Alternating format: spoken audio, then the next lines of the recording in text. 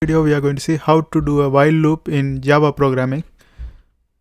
So first I am going to introduce an integer type of variable, integer. Let's name this one as counter, and I initialize this one with 0. And then we are going to create the while loop. In the while loop, I set the condition that is counter is less than 10. Okay, then inside of this while loop, I'm going to put a printout statement that's going to be system.out.println counter,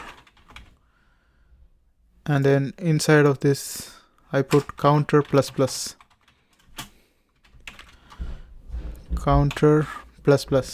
Now here what's going to happen is initially we have counter 0 and we set the condition while loop the counter is less than 10. It means whatever the value less than 10, it's going to print out here, right?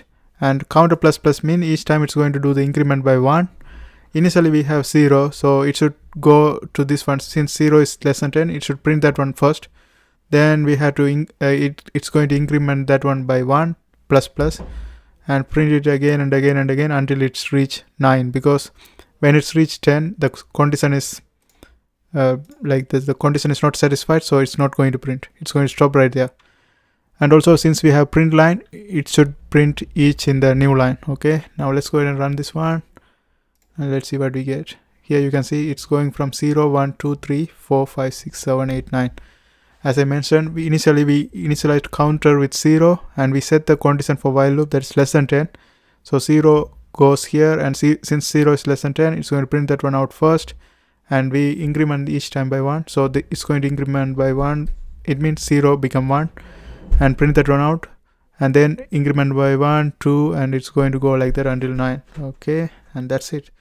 I hope you guys find this video helpful. Thanks for watching, and if you are trying to access these codes, it's in my blogger. I put the link of my blog in the description. And also if you are trying to learn Java programming, there are a bunch of videos in my playlist. I hope you guys watch that too, and don't forget to subscribe. See you next time.